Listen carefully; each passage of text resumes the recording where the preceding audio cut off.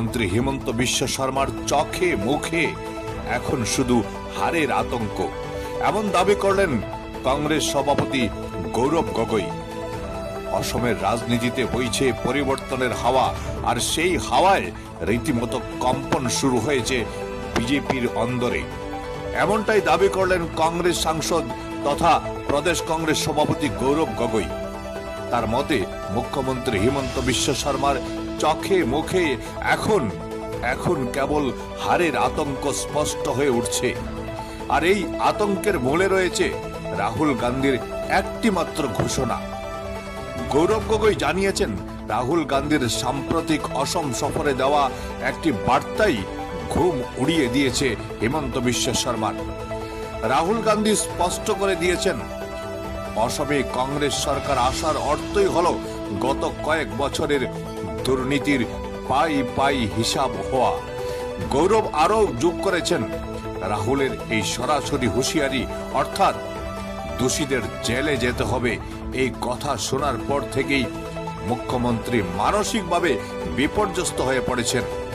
মুখ্যমন্ত্রীকে তীব্র আক্রমণ করে গৌরব গগৈ বলেন, মুখ্যমন্ত্রী হিমন্ত বিশ্ব শর্মা দিন রাত মিথ্যা কথা বলে জনগণকে বিভ্রান্ত করতে পারেন, কিন্তু রাহুল গান্ধী বোঝেন সাধারণ মানুষের হৃদস্পন্দন। তিনি সত্যবাদী এবং নির্ভীক। তার এই স্বচ্ছ ভাবমূর্তির কাছেই আজ পরাস্ত হতে চলেছে বিজেপির দম্ভ। হিমন্ত বিশ্ব শৰ্মা ডাঙৰীয়াক জেললৈ যাব লাগিব। সেই দিনৰ পৰা হিমন্ত বিশ্ব শৰ্মা ডাঙৰীয়া চেহেৰাটো কলা হৈ গ'ল আৰু চলি অহা গুচি গ'ল। তেওঁ হিমন্ত বিশ্ব শৰ্মা ডাঙৰীয়াক আমি কংগ্ৰেছ ভিতৰত ল'ব লাগিব। আমাৰ চৰকাৰ অহাটো নিশ্চিত, আৰু চৰকাৰ অহা নিশ্চিত হোৱাৰ পিছত এতিয়া হিমন্ত বিশ্ব শৰ্মা ডাঙৰীয়া চিন্তিত যে কেনেদৰে নিজকে বচাওক, কেনেদৰে নিজকে সুৰক্ষা দিয়ক, তাৰ বাবে চিন্তিত। কিয় এই গুৱাহাটীত যেতিয়া ৰাহুল গান্ধী ডাঙৰীয়া আহিছিল, ৰাহুল গান্ধী ডাঙৰীয়া ক'লে পৰৱৰ্তী দিনত যেতিয়া কংগ্ৰেছৰ চৰকাৰ আহিব, হিমন্ত বিশ্ব শৰ্মা ডাঙৰীয়াক জেললৈ যাব লাগিব। কৈছে নাই কোৱা? এতিয়া হ'ব পাৰে হিমন্ত বিশ্ব শৰ্মা ডাঙৰীয়া দিনৰ ভিতৰত হাজাৰটা মিছা কথা কোৱা মানুহ, কিন্তু মই যিমান ৰাহুল গান্ধী ডাঙৰীয়াক জানো, তেওঁ কেতিয়াও মিছা কথা নকয়। তেওঁ ৪,০০০ কিলোমিটাৰ তাৰ উপৰি কন্যাকুমাৰী বা কাশ্মীৰলৈকে খোজকাঢ়ি এটাই বাৰ্তা লয় মানুহৰ মাজত গ'লে যে নফরত की बाजार में मोहब्बत की दुकान खोली, नफरत के बाजार में मोहब्बत की दुकान खोल रहा हूँ। এয়া হ'ল আমাৰ দলৰ নেতা। কাকো ভয় নকৰে আৰু মিছা কথা নকয়। তো সেইকাৰণে যেতিয়া ৰাহুল গান্ধী ডাঙৰীয়াই ক'লে যে পৰৱৰ্তী দিনত কংগ্ৰেছৰ চৰকাৰ আহিলে হিমন্ত বিশ্ব শৰ্মা ডাঙৰীয়া জেললৈ যাব, সেই দিনৰ পৰা হিমন্ত বিশ্ব শৰ্মা ডাঙৰীয়া চেহেৰাটো কলা হৈ গ'ল আৰু চলি আধা গুচি গ'ল।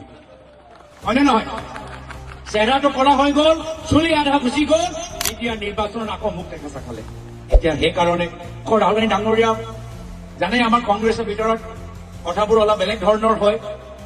আমাক এবাৰ সুধিলে যে শুনাচোন কংগ্ৰেছৰ বন্ধুসকল, দলৰ সতীৰ্থসকল, মইতো কৈ দিলো যে কংগ্ৰেছ আহিলে হিমন্ত বিশ্ব শৰ্মা ডাঙৰীয়া জেললৈ যাব। যদি সি আকৌ নিজকে জেলৰ পৰা বচাবলৈ কংগ্ৰেছৰ ভিতৰত আহিবলৈ বিচাৰে, জাপ মাৰিবলৈ বিচাৰে, তেখেতক ল'ব লাগে নে নালাগে কওকচোন? ল'ব লাগে নেকি? ল'ব লাগে নেকি? ঠিকেই, আপোনাৰ আৰু আমাৰ কথা একেই, আপোনাৰ আৰু আমাৰ কথা মিলিছে।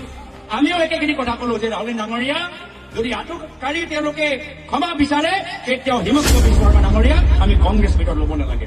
তাৰ পিছৰ পৰা এইখিনিও কথা হিমন্ত বিশ্ব শৰ্মা ডাঙৰীয়া গম পাই গ'ল। এতিয়া তেওঁৰ চিন্তা আৰু বাঢ়ি গ'ল। এতিয়া চিন্তা বাঢ়ি যোৱাৰ পিছত তেওঁ কি কৰিব পাৰে? এটাহে কাম কৰিব পাৰে, নিজৰ 108 ফোন কৰি কৈছে, আজমল ডাঙৰীয়া য'তে আছে অসমলৈ ঘূৰি আহক। আজমল ডাঙৰীয়া হ'ব আৰু অসমলৈ ঘূৰি আহক, মোক বচাওক। আৰু সেইকাৰণে চাব কি যেতিয়াই পৰা হিমন্ত বিশ্ব শৰ্মা ডাঙৰীয়া ৰাজনৈতিকভাৱে বিপদত পৰিছে, আজমল ডাঙৰীয়া আকৌ অসমৰ ৰাজনীতিত ৰি এণ্ট্ৰি মাৰিছে।